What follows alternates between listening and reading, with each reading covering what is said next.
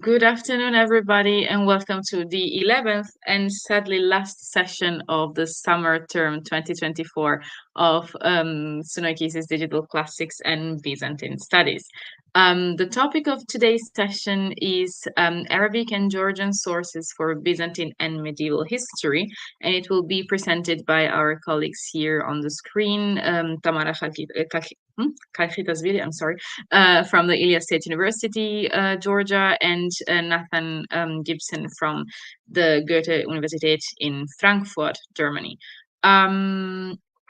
As always, if you're watching this seminar live, please say hi and tell us where you're watching from, and there will be plenty of time for questions from the audience that you can use the live YouTube chat to ask to our two colleagues today. So we have very much to do today, and I'm really looking forward to this session because I think it's a really good way to wrap this beautiful semester up. But without too much sentimentalism, I will share Tamara's screen, and please, Tamara, the floor is yours.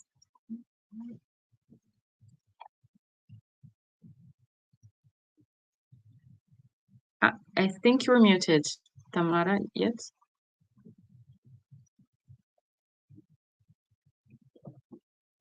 How to unmute myself. Yeah. Now I can hear you. Perfect. First moment, and I should load in a minute. Something is wrong. Sorry. Okay. This is not working, so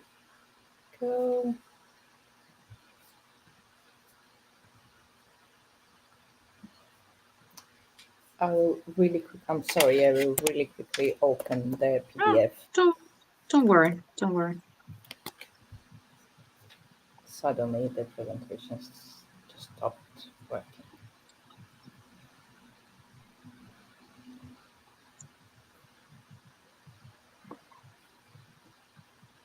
Okay. I'll put you like this. Yeah, thank you. Sorry. No, don't worry at all. I mean, that's always like that. When we make rehearsals, it works, and then it decides, to.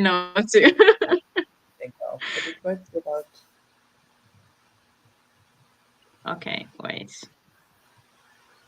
That's the one, right? Yeah. Yes, I think I'm back. Perfect.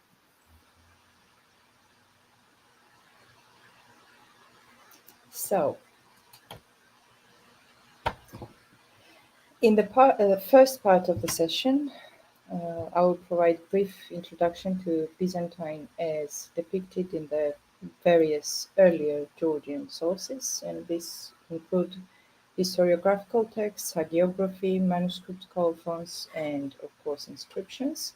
And in the end, we will encode the text of Oshki inscription commemorating the death of Vasily II.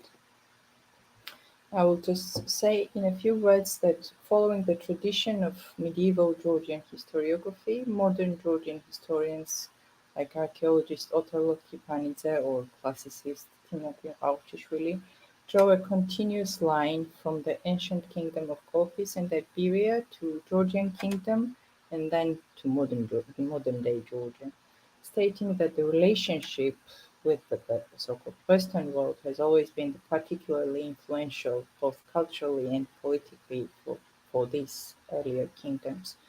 Moreover, Otar suggests that the cultural ties that Colchis and later Iberia developed with Greece and Rome played its important role in choosing Byzantine later as an ally. And the first sign of this alliance, of course, was adopting Christianity first by Armenian royal houses in the 320, and after a decade by Iberian king. According to the conversion of Kartli, surviving in the Shadverdi Codex, which you can see on your screens, Emperor Constantine the Great played a crucial role in the foundation of the church in the kingdom of Kartli. And the text says that the king of Ibers, Miriam III, accepted Christianity, and he wrote a letter to Constantine requesting priests in order to establish church in his kingdom and to conduct liturgy. And although this communication is not attested in any other sources, it is considered that Church of Kartli was established with the help of Greek-speaking clergy. Nevertheless, Kartli and southern Caucasus remained a part of Iranian Commonwealth until the very end of the 6th century. And to this, for example, speaks also the oldest Asom Tavruli inscription found on Georgian soil, because we have other Asom Tavruli inscriptions in Jerusalem, for example. But the oldest dated inscription found in Georgia dates the building of the church by the 20th year of the Persian king Beros I. Here you can see his name. And this inscription is important because we can see that even though still Iranian influence is huge and dating, they make dating according to Persian king, but already they are using Asom Tavruli script, which should have been created after kingdom adopted Christianity somewhere in the Middle East, in the monasteries. And I would like to just show you, what variety we had before this, right? For example, again, the Persian Empire would use Aramaic as a language of administration, and in Armazi they even developed the just variation of Aramaic script, and they call it Armazuli Arameuli. And luckily in Armazi bilingual we have all 33 letters of this script. After that, Rome would use Greek, of course, in this region, and we have from the same area, Tzfeta, the ancient capital of Kartli, we have Stela of Vespasian. But to the period we were just speaking about, the adaptation of Christianity and supposedly Greek clergymen coming to Tzfeta, we have inscription from end of 4th century commemorating and from Santauro necropolis. This is again next to Tzfeta, next to the capital, commemorating the main painter and architect of the court, Aurelia Acolis, we call him. And in Georgian tradition, he is considered to be Greek. But in this inscription, we also have a name of his wife, Devrazuria, which is the supposedly Persian name. But let's go back to the period where the kings of Iberia are choosing between Persia and Byzantine, right? And this only happens so that the Georgian kings change their direction, they change their allies only after Sasanian Persia abolished the kingship in Kartli in 580, and only after 15 years or so we have inscriptions from Jvari Monastery of Stephanos Patrikios of Kartli, the ruler of Kartli, who already received the Byzantine title. And to go back again to the historiographical texts of later period, Life of Vachtank, composed in around year 800, says that Georgians went to the Greek king and asked that he choose the king among the descendants of kings of Kartli, and the emperor fulfilled their request and appointed son of Vakhtang from his Greek wife as a king of Iberia, king of Kartli.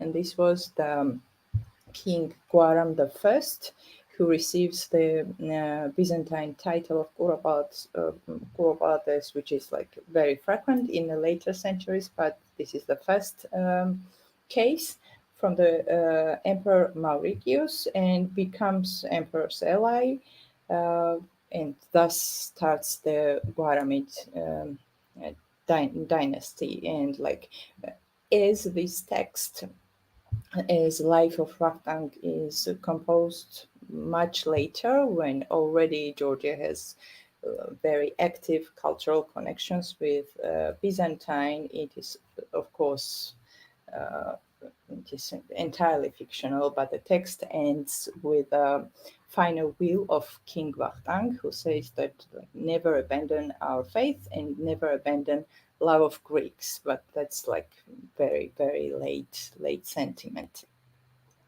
So, and researchers say that Georgian kingship was very much of a Persian outlook in late antiquity and early Middle Ages, and only after Bagratids, yet another royal family, rose in prominence and left Kartli. Here, the start of this era is Mtskheta, the capital of Kartli.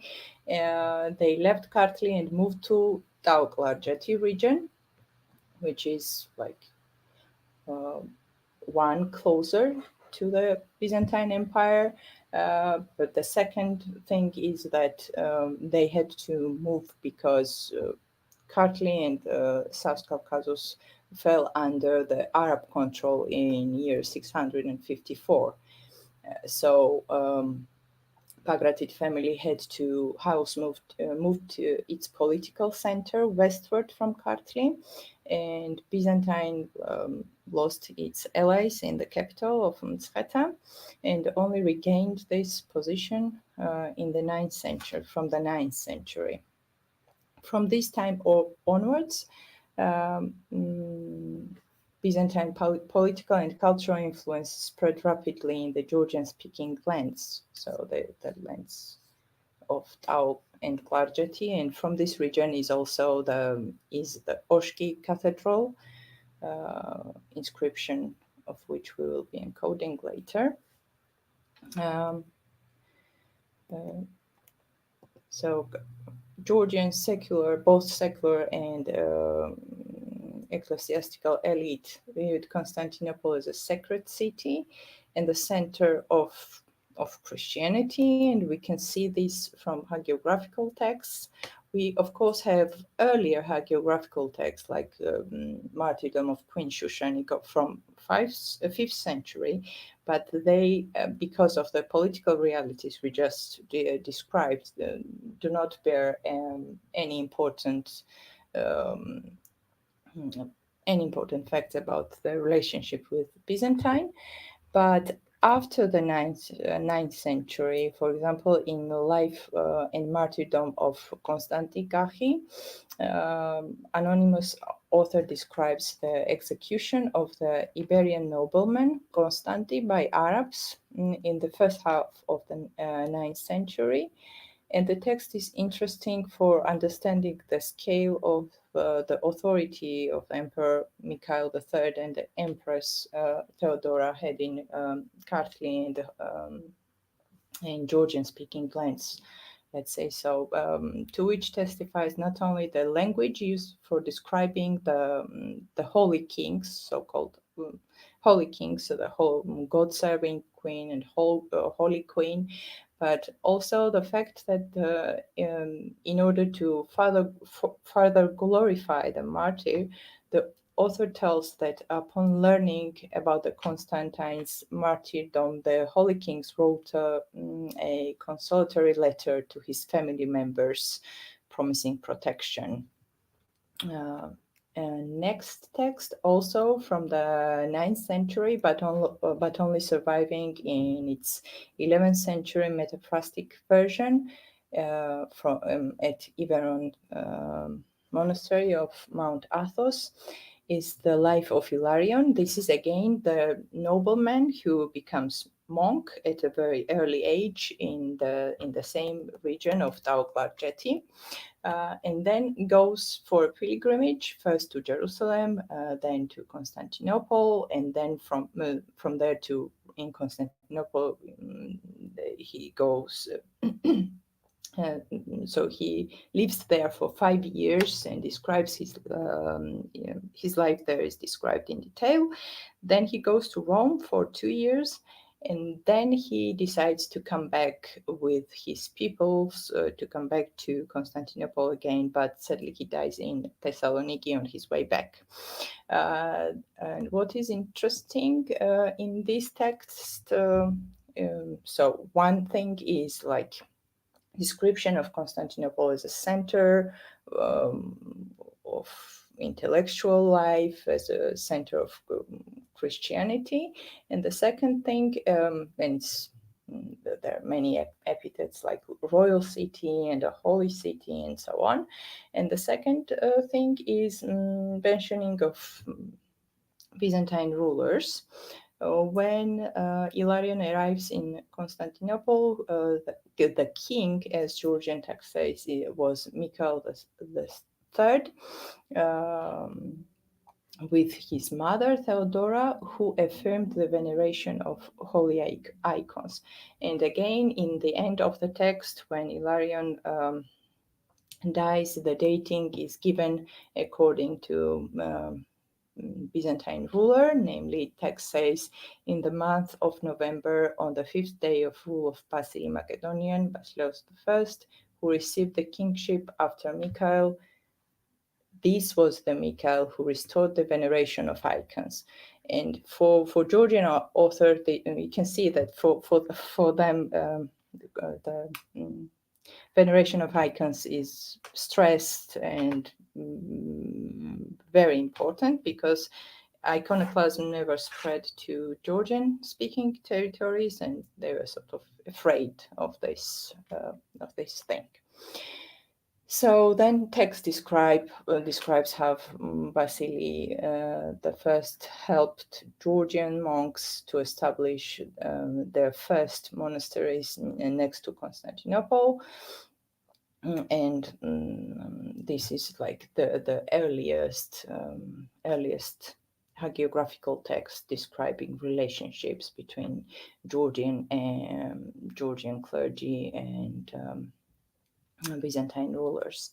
Next come three very interesting and very important texts for Georgian literary tradition.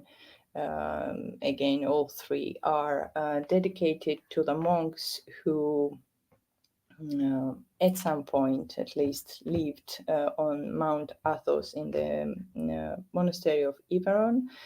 The first one is Georgi Merchule's Life of Grigol Khan Steli, composed in 915, and it is dated in the text.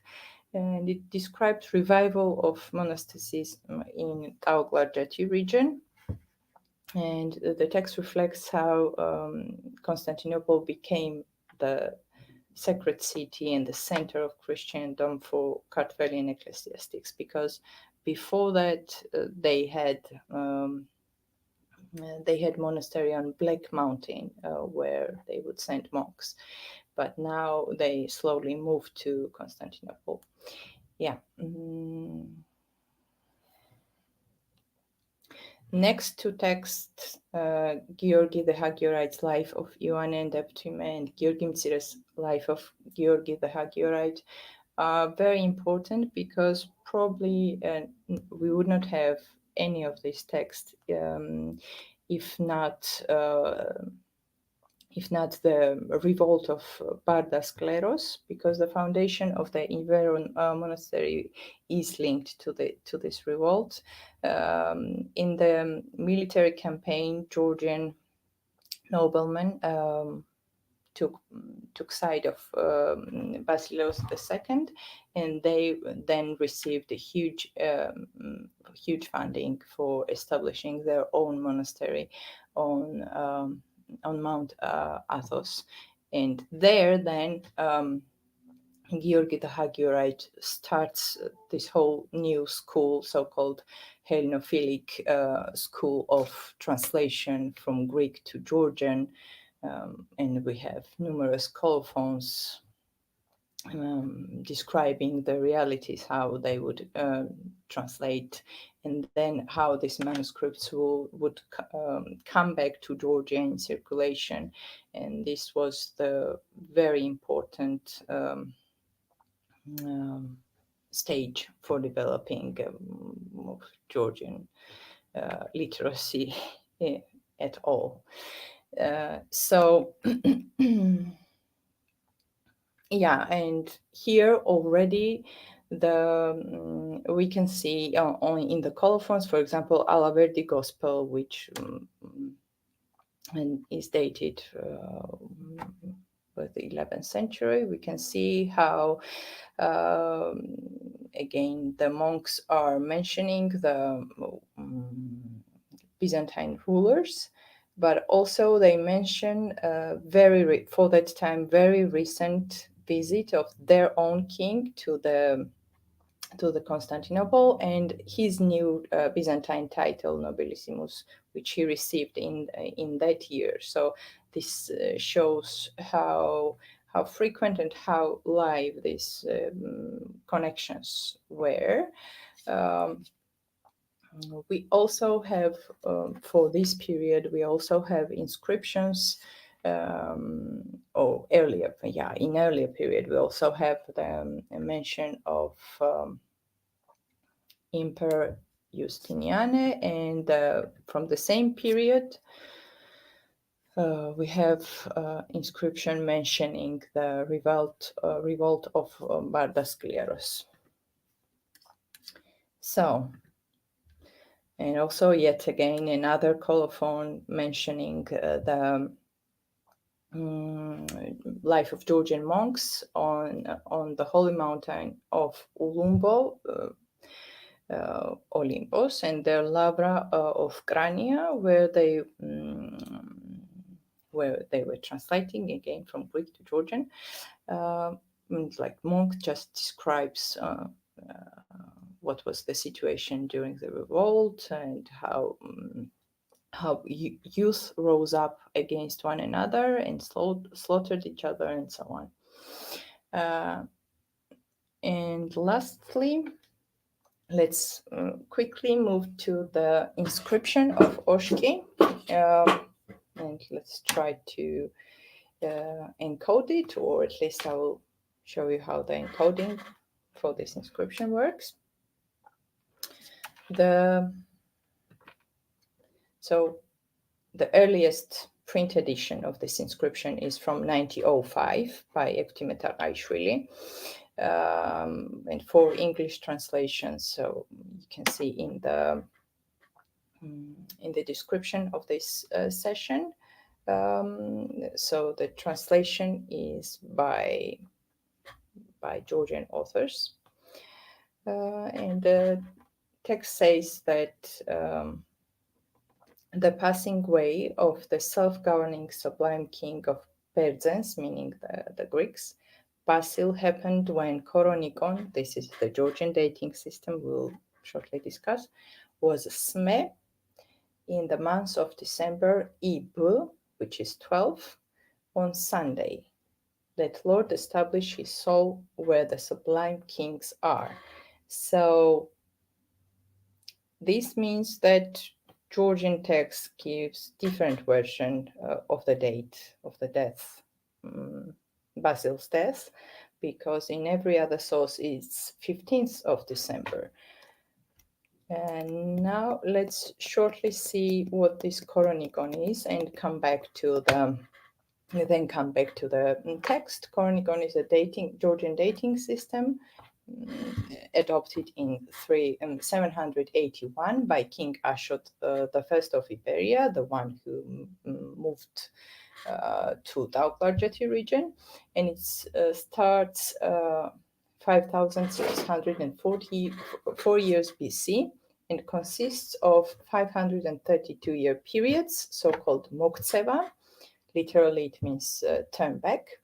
And 11th Mokhzeva, 11th period starts at year 248, and 12th Mokhzeva starts at the year 780. So Koronikon Sasme, and usually, so Koronikon is the year after this Mokhzeva. So when the Mokhzeva starts, and then we count Koronikon, so we count each year. In the text, we have Koronikon Sme, which is, and the number meaning of Sme is 248. And this means that 245 years from the 12th Mokhzeva.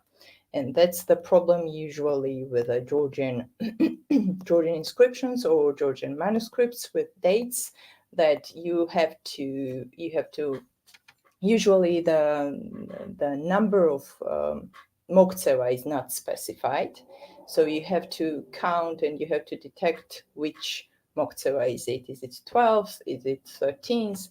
And dating of some of the inscriptions or some of the manuscripts differ according which Mokhzeva is this. So you could find the dummy structure XML file in the course description. And if you open it, it should look like this, right? And we will not be dealing with the header or images or bibliography, though you can see here the bibliography, the Georgian editions of the text. And usually when our students work with the text,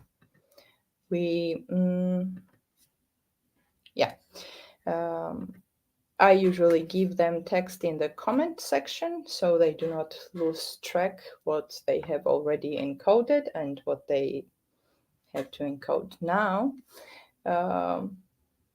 I hope this is not your first time seeing the XML EPDOC document, but let's go with a presentation first. So we have 4 lines in this inscription, distributed like this. And we see 2 line breaks after, so the 2 words are broken into lines. First it's Berzenta of Greeks, and the second it's Dekembersa of the December. So we need to put in break now, which is done like this. So first we usually bring the text to the lines because this is easier like this. We distribute text to the lines, and then we make the line break now, which looks like this. So next, what we want to encode is the role name, Mepe Berzentai, because we, in our corpus at least, we have different kind of titles like Mepeta, Mepe, King of the Kings, Mepe Abkhazta da Kartolta, King of Abkhazians and Georgians, and so on. So we want to encode Berzenta Mepe, and in nominative it would be Mepe Berzenta, and that's why we do this. So this is role name. We take the end of this. Oh, sorry. Here. And the with Nimref, we say that it's Berzenta. Okay, we got rid of the role name. Next, we have the most important name of King Vasily II. It's on the line 2. And we have to first say that it's a first name, and then, at least this is how we do for our corpus,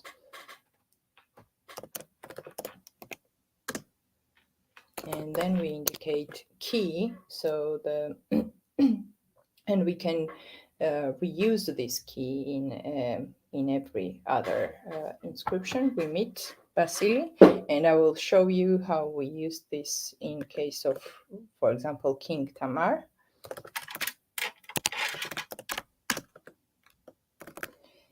So we tagged the personal name, we indicated who's that, and one more thing, maybe we could, I think I'm out of time, but I will move very quickly.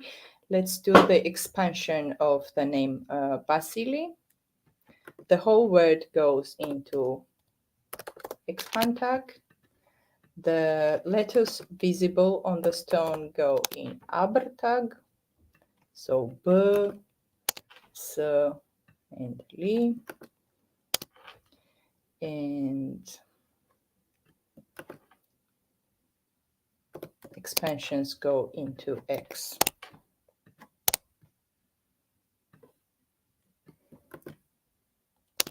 And this is the, one more thing, we could also put link here, because you have seen in some of my examples that words were linked, and you could put that link here, for example, providing some external resource. And lastly, at least in our corpus, because Koronigon is this very weird way of dating and not very frequent also, we encode also the mentioning of Koronigon, and I will show you now how this looks like in the end. So this is so we have FS project, which you can download from GitHub page. First, let's see what we have done here now. This is how we start FS. You can see the instructions on the GitHub page. It should be running now. Sorry. It will need a few seconds. Oops. Hello. Yeah. No? Yes. So this is the dummy structure file we just worked on. And here you can see the text. Of course, the first, only the word Vasily is properly encoded. But what is important, you can see this Vasily after this encoding under person list, under the indices of persons. And also you can see the name or the reference, the name of the inscription, and the line where the name of Vasily is mentioned. Yeah, I think I will not take more of your time, though I could also show you. Don't worry, Tamara, you can go on. You can, So you still have time. Yeah, then I will just briefly show you how how this encoding is used in our corpus, which is which online version is not in a very good shape, but I will show you what it can do locally. So yeah, let's hope this works. It will again need few moments.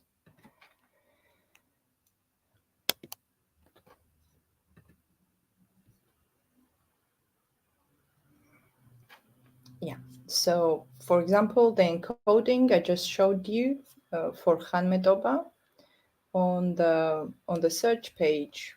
So not Hanmedoba, I'm sorry. Hanmedoba is like very specific grammatical feature for the earliest inscriptions, but the date in the text, the Koronigon.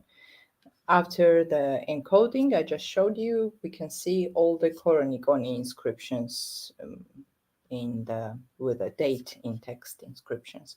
And for the encoding of personal name, what was important for us, we had not only Georgian, but as I said, some Aramaic, Greek, and Armenian inscriptions.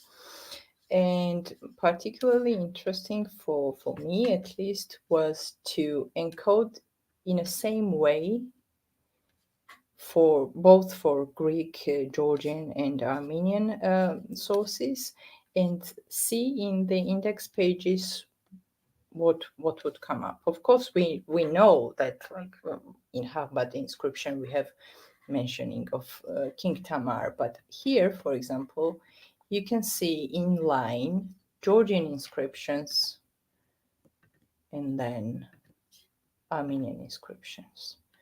And this is possible because we use the same encoding for both Georgian and Armenian text. Here is King Tamar.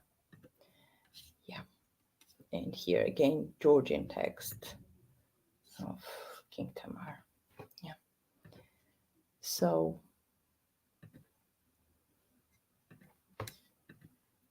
yes, this is the Oshki inscription is not yet part of our corpus, but I hope we'll continue to work and add more and more and link more and more names to each other.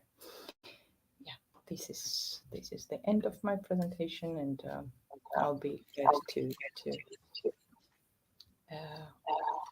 answer any questions. Thank you so much, Tamara.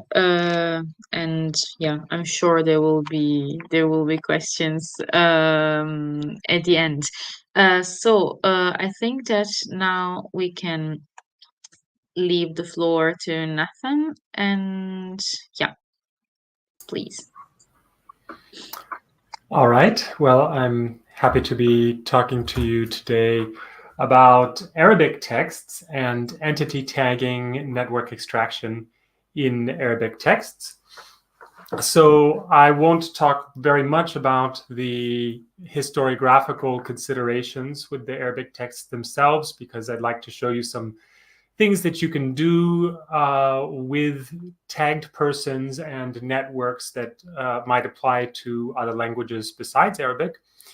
But I'll give you a little bit of background about Arabic biographical literature, and then we'll look at some tagging person names with URIs and then extracting networks from these.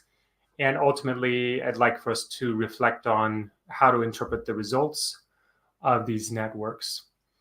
So Arabic biographical literature is incredibly rich, incredibly voluminous, due partly to this genre known as tabaqat, which literally means the generations or classes. And this is a genre that either originated from or at least was motivated by hadith study, because people wanted to know, when they studied Islamic tradition, the hadith, they wanted to know, well, who was the transmitter of this hadith, and is this person reliable, and could they have transmitted from a certain person, and so on.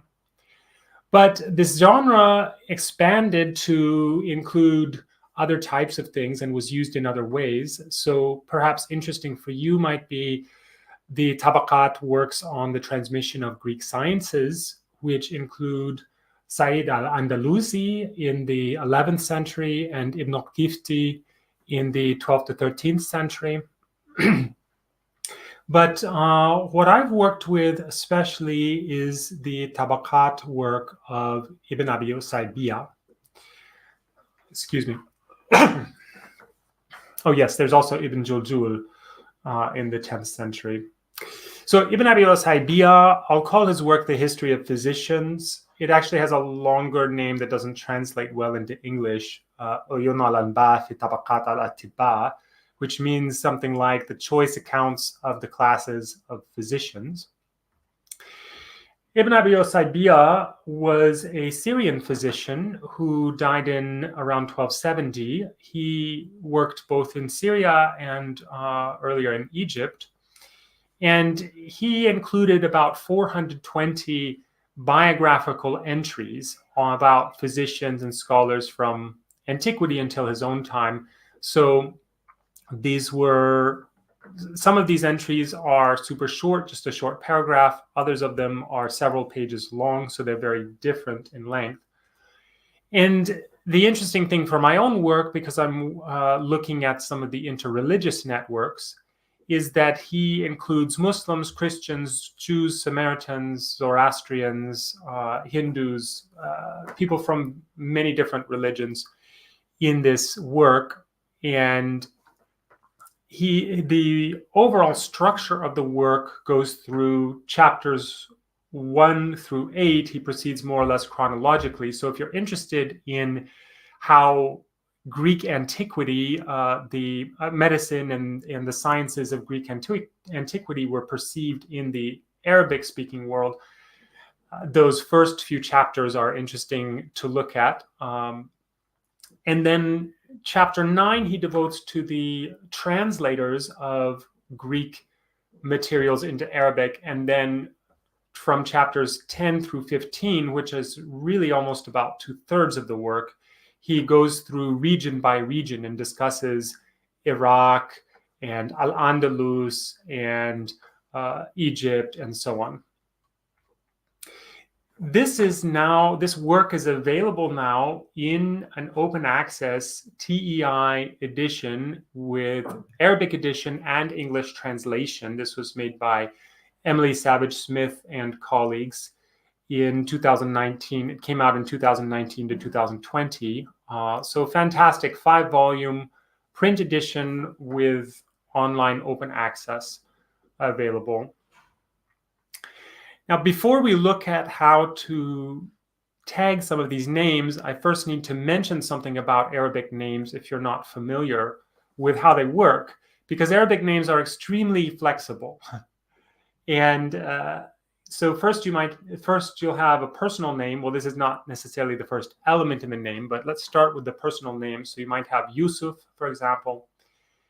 Before the personal name will often come some sort of honorary title. So this could be like Najma-Din. Ad-Din means of the religion, or Ad-Dawla means of the empire. These were popular types of titles in the time of Ibn Abi Osaybia. You can also have the much more common Abu or which means father of or mother of. That is also an honorary title, and it can literally be the father or mother of someone. It can also be just an honorific, even for someone who doesn't have children. Then after the personal name generally comes the genealogy of the person. So here we might have the father or some ancestor in the line, bin Sharaf ad-Din Ali. So this father himself has a honorific Sharaf ad-Din, and then his personal name is Ali. Then the grandfather or a further ancestor, so bin Muhammad, son of Muhammad. And then finally, we could have several descriptors, like this one, al-Asfizari, but the descriptor could be about the person's tribe or their occupation, their hometown, their religion, or just any other personal characteristic that people wanted to note. And the complex thing about this is that these name parts can be combined in highly variable ways.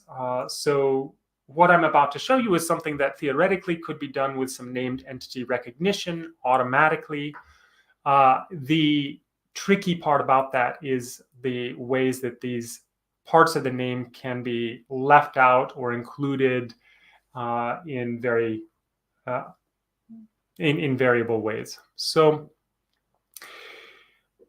if we look at a text like Ibn Abi Osaybia and we go through the text and we try to identify the persons in the text, by the way, there are around 3,000, maybe more. in this text.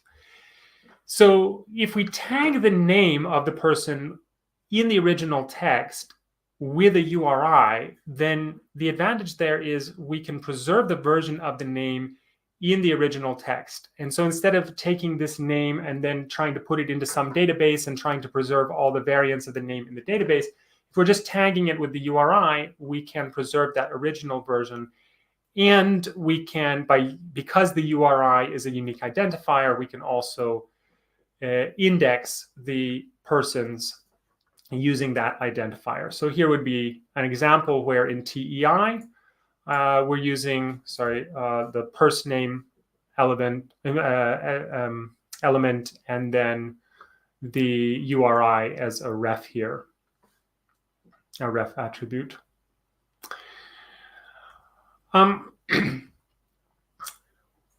In the usaibia.net project that I've worked on, we do this in the Strophe app. So we load person entries, the individual TEI files about individual persons that are identified with these URIs. We load them into an XML database. The one that I use is the Strophe app, which runs in ExistDB. And then on top of that, the Strophe app has a REST API that can be used together with a TEI publisher plugin for Visual Studio Code. So there are a lot of pieces there, but it makes it very easy to tag things. And let me just give you an example here. If I bring over Visual Studio Code, and I have my original Arabic text here, then I can take a name here. Let's take just Abu Ali, which is not very specific, but we'll probably find something for that.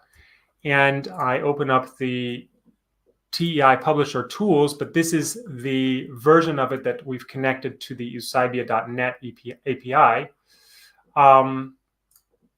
And here I want to search for this, so I'll use the command,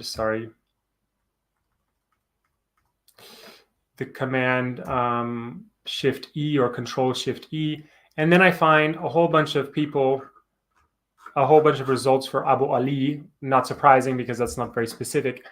If I want to add one of these, I can click on the plus button and it will tag it for me with this person name and ref there. Let me go back here. So once we've tagged some text, and the exercise that I gave was 3 biographical entries from Ibn Abu Saibia's text. Once we tag those texts with the person names, then we can go through and extract some networks from them.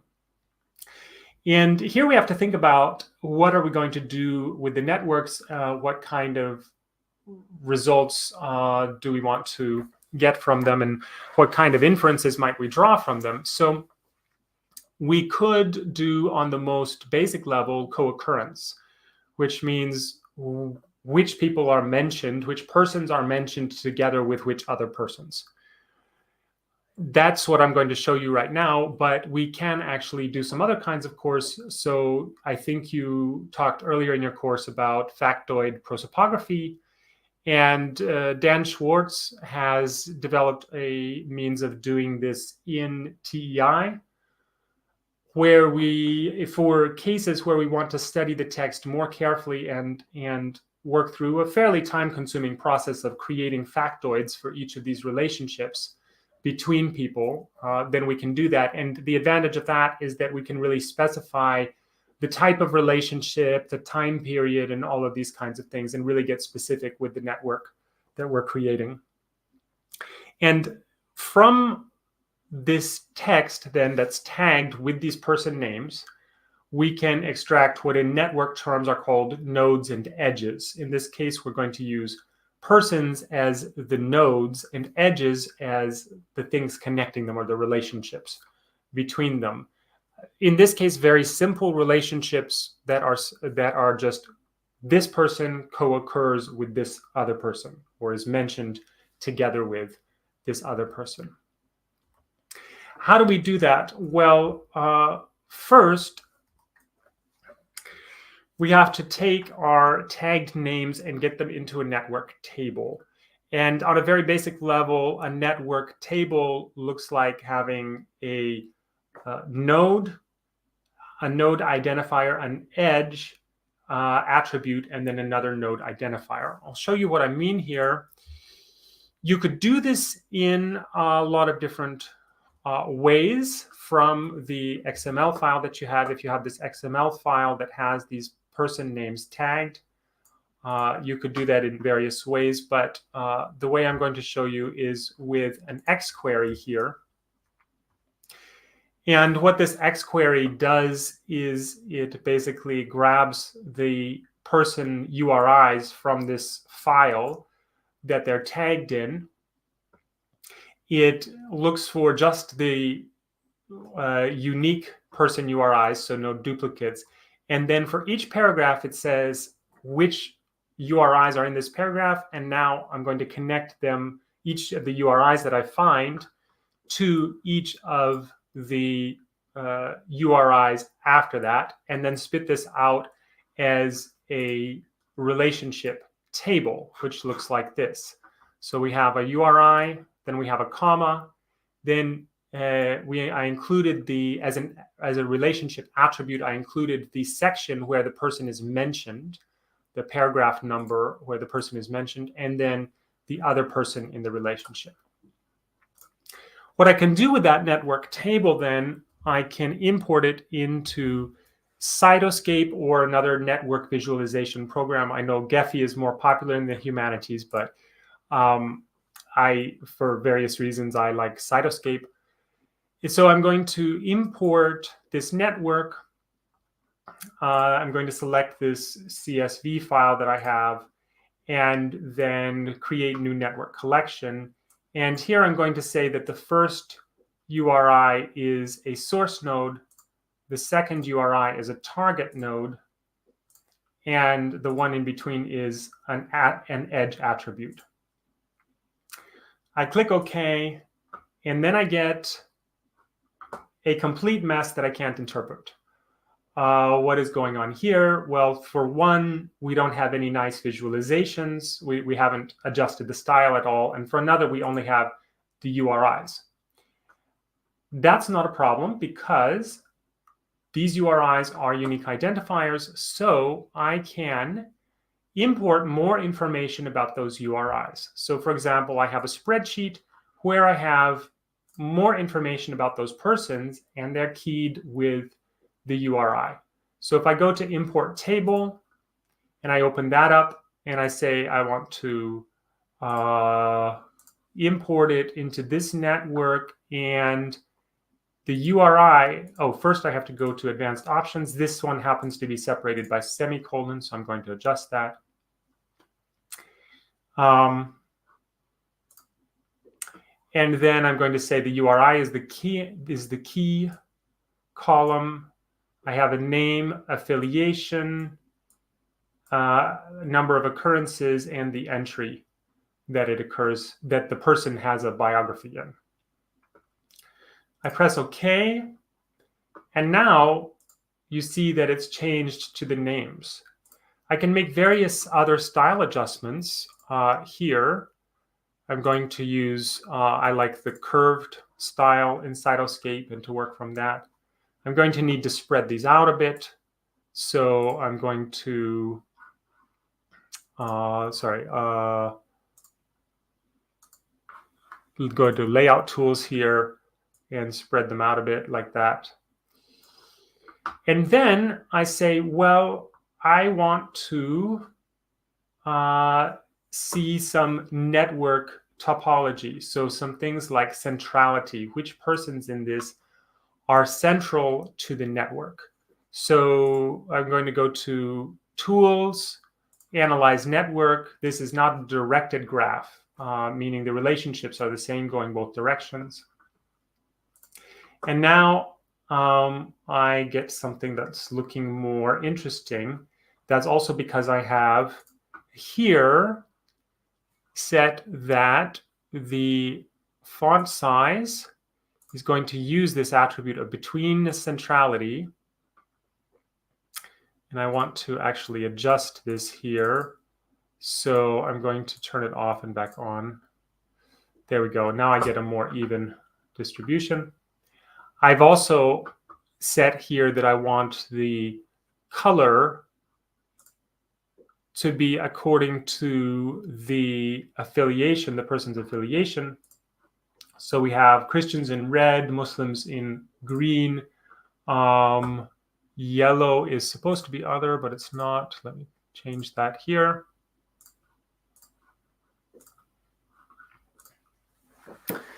So now I'm starting to see something. It's still kind of tough to tell what's going on, but I have Ibn Butlan here, who's quite large. That means he has a high betweenness centrality in the network. Actually, I'm going to flip to my other network that I created earlier because this shows it a bit better. And so I have Ibn Butlan. He was the subject of one of the biographical entries. I have Abul Faraj ibn Tayyib, who was the subject of another one. And then very small over here is Abul Faraj Yahya bin Sa'id. He was another one of the subjects. So those are the three subjects of these three biographical entries. But as you see, we have about 55 persons here in this network just from these three, and just from tagging the names in these three biographical entries. And we can explore a bit. So if we do the first thing we can do here is a layout. So prefuse force directed layout is one that can be a typical one to apply here. So I'm going to need to spread these out as well. But then what I've done here is I've dragged apart the different subjects. So I wanted to see what are the relationships between these three biographical entries. So I clicked on this one and I used select nodes, first neighbors of selected nodes undirected. So what this does is it selects all of those, and if all of the ones connected to that, sorry, somehow I've gotten some others selected on accident here. Not sure how that happened. Okay. Anyway, if I drag all of those, I'll get all of the people connected to Ibn Butlan. And I dragged away the ones that were connected to Abul Faraj ibn Tayyib and the ones connected to Abul Faraj Yahya, so that I can see how these three biographical entries are connected. And this is where I think network visualization has some interesting possibilities, because here it's not so much about what results do I get with this visualization, because as you can see, I can do a lot of things to this visualization that might or might not be helpful to show anything about what's actually going on in the network. It's a very interpretive process. But what it does help me with is to discover some things that I might not have seen before about my network. So here I see that this dot is slightly larger, and when I zoom in on it, I see that's Abul Hasan al-Basri.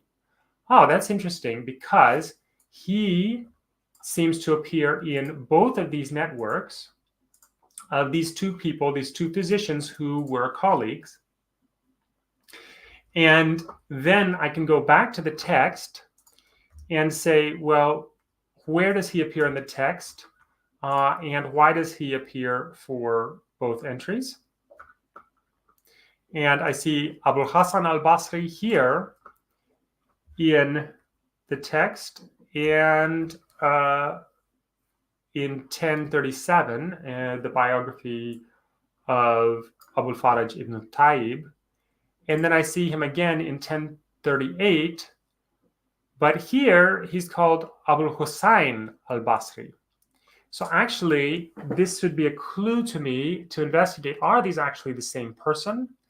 And what is the evidence for or against that? And if you look in the Arabic text, you'll actually find they're spelled the same way in both cases, but the translators have interpreted them as being actually two different people. One is Abul Hussein and one is Abul Hassan.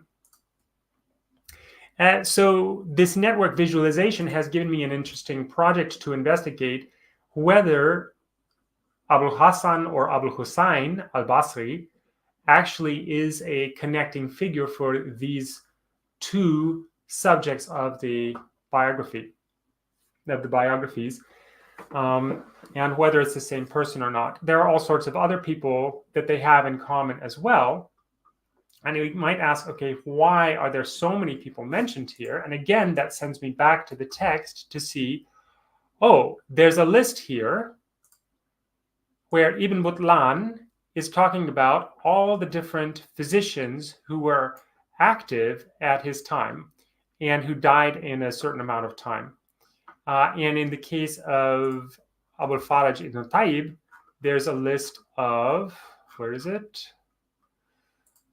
All the people who were students of Ibn Butlan, or of Ibn Tayyib, including Ibn Butlan, and physicians who were contemporary to him. So I have a kind of list here, which makes this co-occurrence network more or less explode. And then I have to ask myself, is that explosion of the co-occurrence network, is that actually something useful to me to investigate, or is it more or less an artifact of the way that I'm constructing this network? So just to reflect a little bit on the network visualization itself, we see here these very large nodes, which are more or less a factor of the networks, of the biographical entries being about these people. And so I chose in my script that creates the relationships to say that every person who's mentioned in these entries is related also to the person who is the subject of the entry. That's an interpretive choice, and I might reflect on that and say, well, that's useful for my analysis, or that's not useful for my analysis. Maybe it artificially exaggerates the importance of these people, and what maybe I'd be more interested in investigating is who are the people connected in this entry without regard to the person that the biographical entry is about. So these are just some ways of exploring networks that you create by tagging people in texts with URIs. And I'd be very happy to try to answer any questions about that.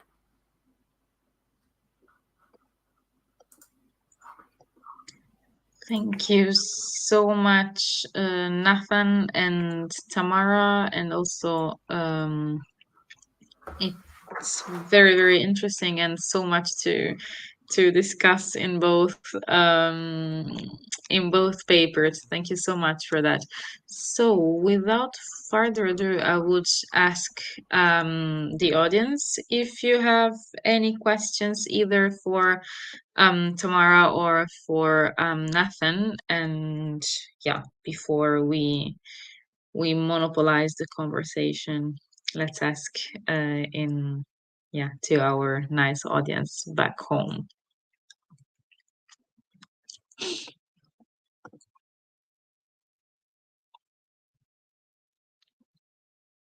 Perhaps something to break the ice so that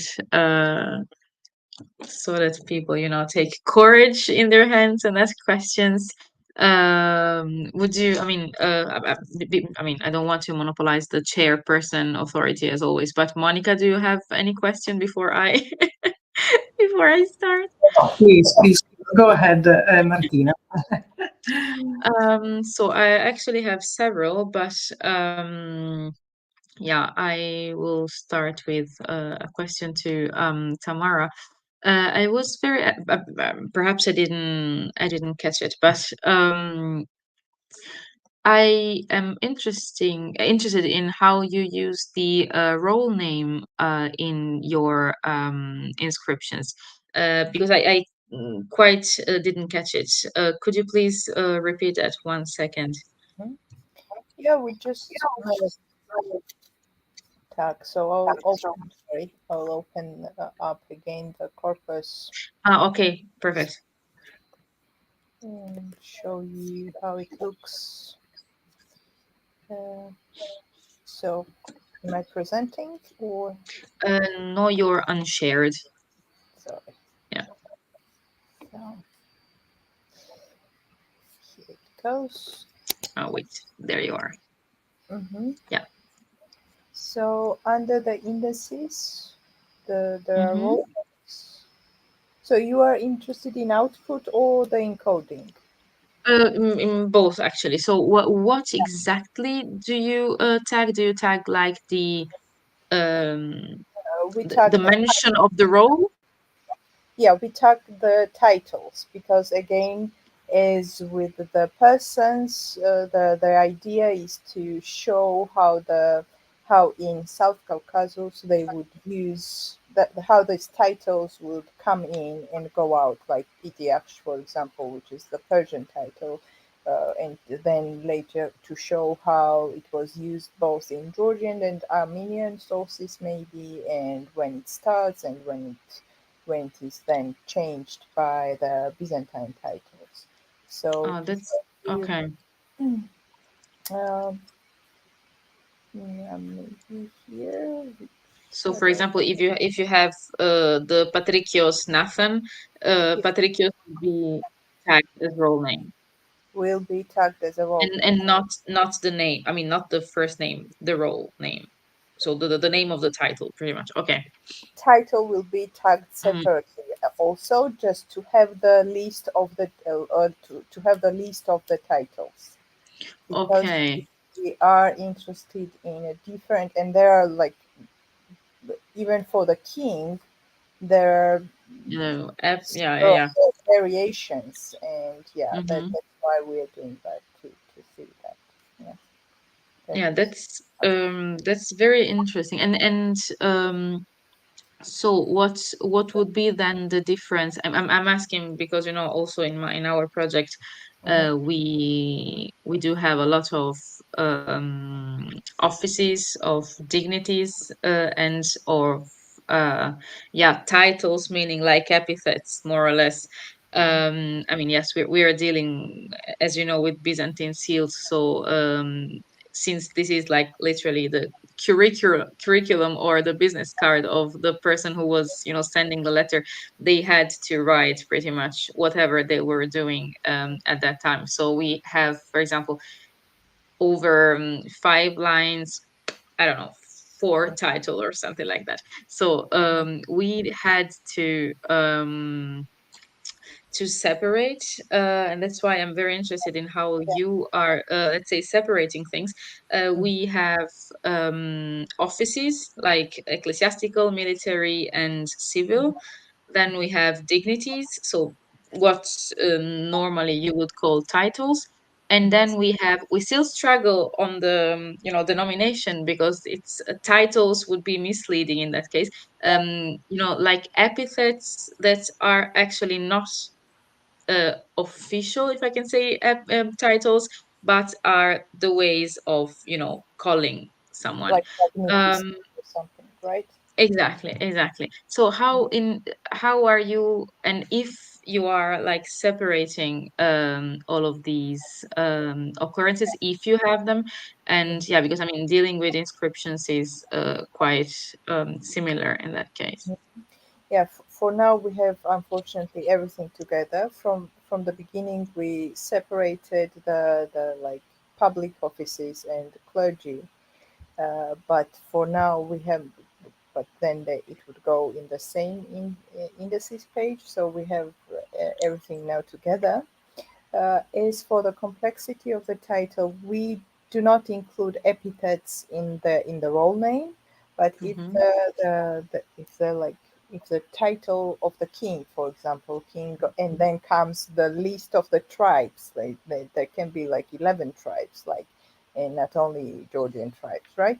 We would include the whole title because it means something and it indicates the period when this person ruled. So we do not include the epithet, but we include the whole title. And if the title is just simple king Mepe, then we have that just one simple role name, and that's how we separated these things. Okay, that's very, very interesting. It's always I think that your project is it's very complex in terms of also titulature and nomenclature. It's very challenging. I always that's amazing. It's a role model in that case. Yeah. Perfect. Wait, let me check the chat. We still haven't broken the ice in that case. But once again, please, Monica, go ahead because I have I have several. Well, no, if you have, please go ahead. I will have questions. There is some echo after or nothing, but please, Martina, go ahead. So I don't see any questions in the chat from our YouTube audience, so go ahead. Okay, so we can monopolize the conversation. That's perfect. So yes, and I mean I would very much like to talk more about Nathan's bit of the lesson, but just because I am more familiar with Tamara's work than I am with Nathan, so I have like some understanding questions. And so first of all, a very stupid question from a person who really doesn't work in the field. So at the very beginning, you said that the name of someone might be made up of also like other how can I say, so not only like the patronymic, but other ancestors, the mention of other ancestors. Did I understand correctly? Yes, that's true. Yeah. Okay. So how in a graph would you no, wait, let me make a step back. That's I'm out of my comfort zone there, so I'm really struggling to grasp some concepts. So please forgive me if I say something stupid. So if you give a URI to every, let's say, portion of the of the name, let's say, of the person, of the attested person, how do you then let's say build a person from those URIs? Do they get a separate ID, if I can call it like that, or is their identification number the sum of their URIs? If you understand what I mean. Is the question is for me or for Tamara? Yeah, for you, and Nathan. Sorry.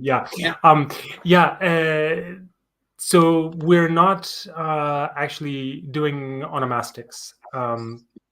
So if we were doing onomastics, then the actual name parts themselves would be interesting, and maybe it would be worth assigning URIs to the name parts. But we're interested in the persons with their many name variants. And so you see, I didn't understand it. So, but please go. Yeah, well, I didn't explain that. Yeah, because the URI, we assign URIs just to the persons. To the person, okay. And so, however the person appears with whatever name form, even if the person is mentioned not by name, maybe as a pronoun somewhere where we realize, oh, it's referring to this other person, then we tag that person with the URI for the person. So it's all about persons. And however, by capturing all the different variants of the name Variants. that refer to the person. It could also be useful for somebody who is looking at onomastics, but we're not doing that. Okay, that's extremely interesting. And you see, I was starting from a biased position, because in our case, I mean, we're also extremely interested in prosopography due to the very nature of the material we're working with. And I mean, in our case, we don't have a big, I mean, variation of names, because it's not usual in a way. Yeah, we have a Perhaps huge only variation, for, just like exactly. in one source text, let alone across multiple texts, or in the original text versus in scholarly literature. Yeah, there's a lot of variation for us. Exactly. There's a huge span of variations that you can go through. And I mean, in our case, the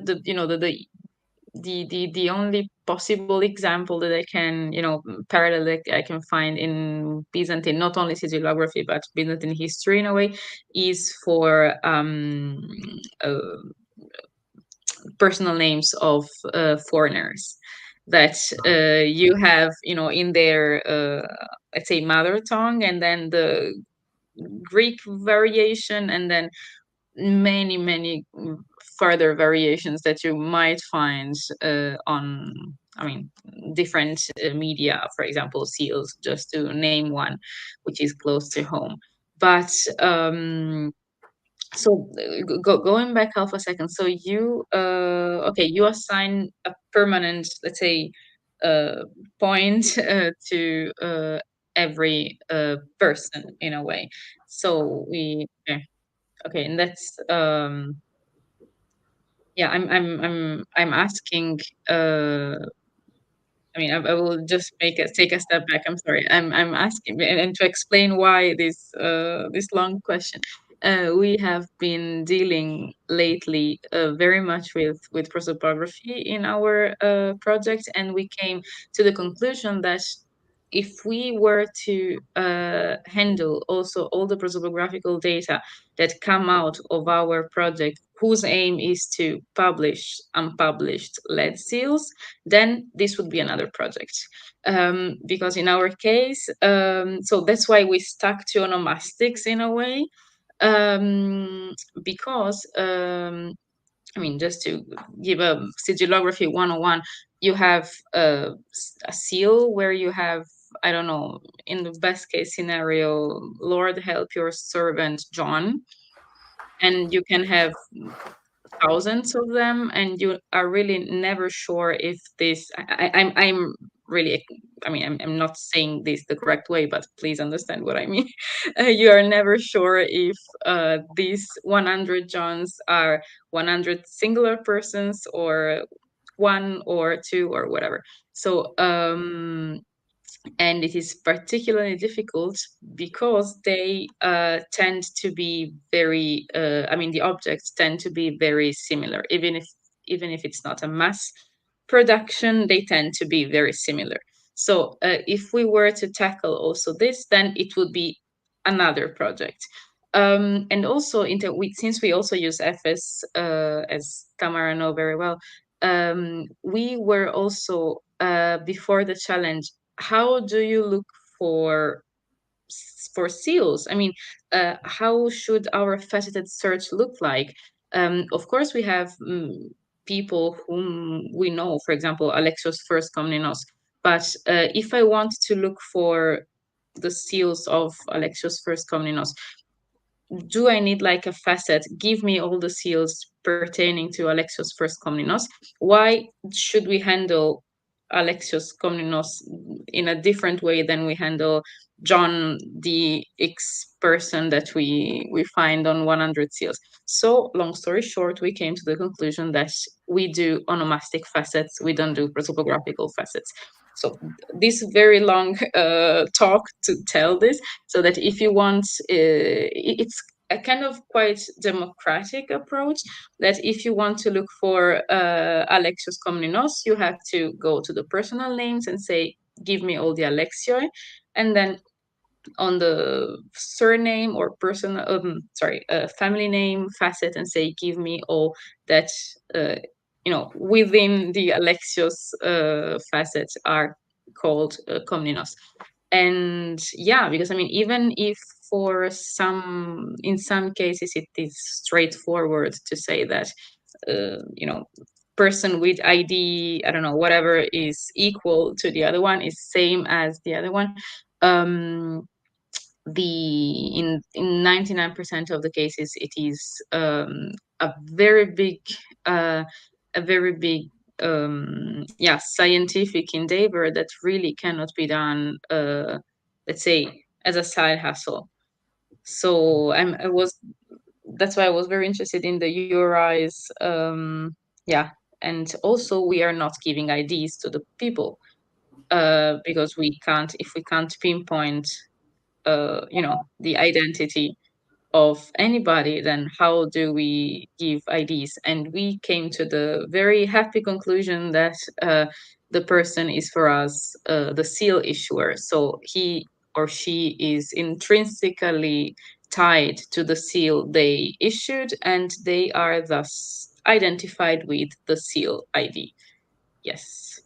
And so that's unsatisfactory as a solution, because of course I would like to say this person is exactly equal to the other one, but that's for the future. So thank you for this interesting discussion, because this is relevant for many projects. And going back to your original question, Martina, about URIs, so the first thing that I see in your project, Nathan, is to collect variants under one URI. Okay, we start with persons. And I think that today, for different projects and working with ancient Greek, we still have the issues at least to collect, or at least the first basic fundamental level is to collect linguistic forms, because we still miss them, or at least we can have in other languages, including modern languages. For Greek, we have them in Latin or in modern languages, but I assume that for Arabic and other languages, we have the similar problem. So this is the first step. And so we begin to have these URIs to build the authority list, which is fundamental. Yes. Then, of course, for prosopography, which is very complex, and Martina, you mentioned, of course, a complex project.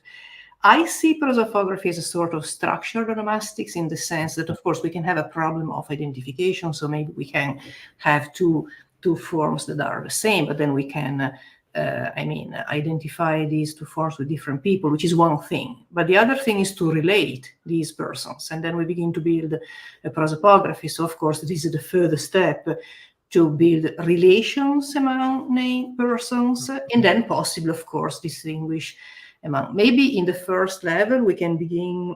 I'm not an expert of Byzantine seals, of course, and so, but you mentioned different cases, but maybe we can begin to try to identify persons in the context, if it's possible, or if not, this is to a further level. So what I'm saying, so anyway, so today I think that in digital projects we miss linguistic forms in the original historical language. So this is fantastic to begin to add to our authority list forms, variants in the original language, and then we can group them under identifiers. Of course, we can have different identifiers. I assume in your project, Nathan, you have numbers, random, I think, numbers, of course, to collect all these complex variants.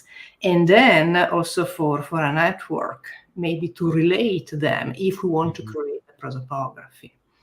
Yeah, you're very right. I mean, it's a fundamental step, and it's a step that's very difficult with Arabic sources. I mean, I'm looking especially at this one source, so it makes it kind of easy in that regard. And then a lot of work was already done for me by the people who did the edition and translation and put together a very good index to start with of the persons there. It wasn't comprehensive, but it was a very good start.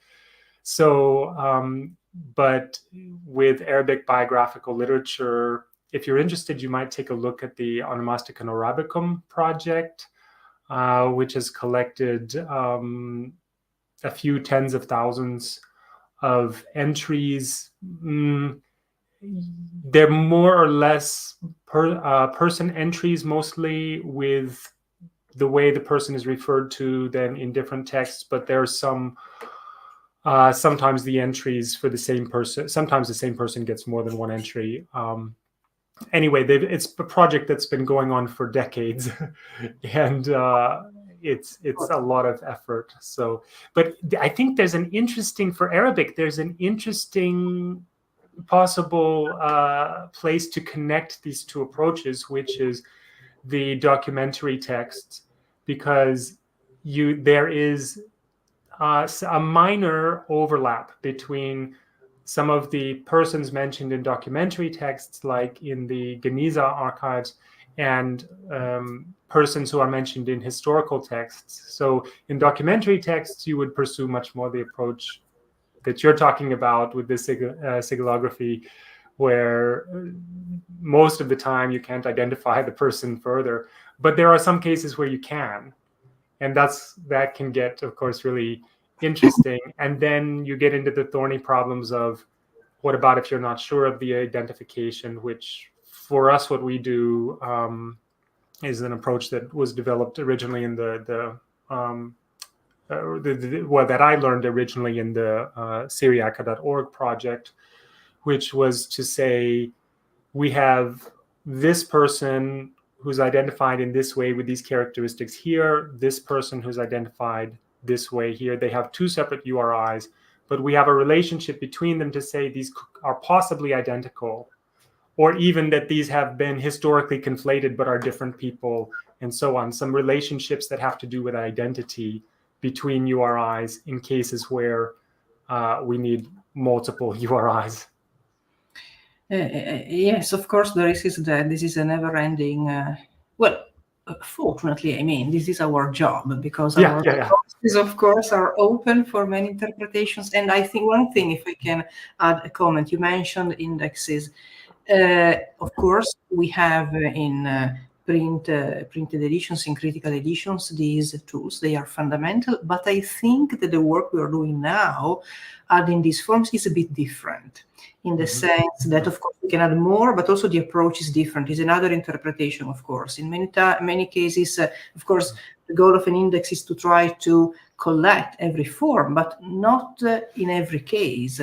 Maybe there is a selection. In our case, of course, we want to annotate every form, and then we get in troubles, because look at now I have to multiply URIs. I need many URIs. I never end, but it is a bit different. I can see for classical languages, by which I mean ancient Greek and Latin. So we have all these inflected forms and lemmata. We are adding more data to our resources. So they are a bit different. Of course, we can rely on the work done in the past by philologists, which is a fundamental starting point, of course. So, and many of the people who aren't mentioned in this index are the anonymous people. So we have, for example, in the first entry that I gave in the assignment, 10.36, a discussion of a servant boy of the emperor who's treated by an unnamed physician. And so in our system, this is something I learned from Dan Schwartz, the servant boy and the unnamed physician would get URIs. Also the emperor, even if we don't know which emperor it is, they would all get URIs and a description, because these are people who could be identified potentially, or who are individuals and not just a reference to some category of people. So they would also come into the network. This is a very good example. So many of these things usually are hidden in traditional resources. We're giving them, let's say, I don't know how to say that. So a voice, a sort of place, of course, for possible future identifications and so on. Or this is the prosopographical mission, right? I mean, this is fundamental to the viewpoint, to the outlook of prosopography. Exactly. Yeah. Thank you.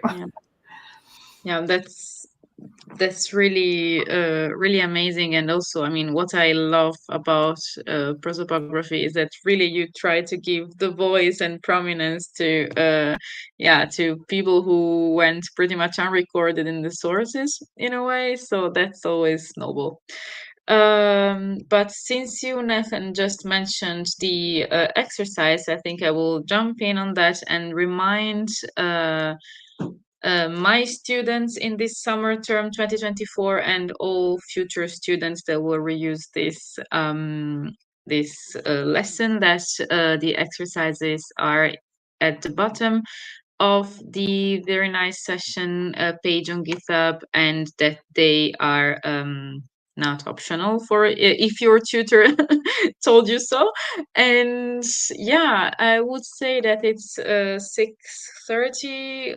We can wrap this session and this semester up. And thank you so much, Tamara and Nathan. Thank you, Monica and Gabby, for having me. And yeah, it's been great, and let's hope to have more digital Byzantium in the future. Well, So Martina, if you can say one thing, thank you, Martina, because you were great to organize this semester, and I have to say that, of course, Gabby and I try to participate in these sessions, but Martina arranged everything. So it's your work. It was about Byzantium.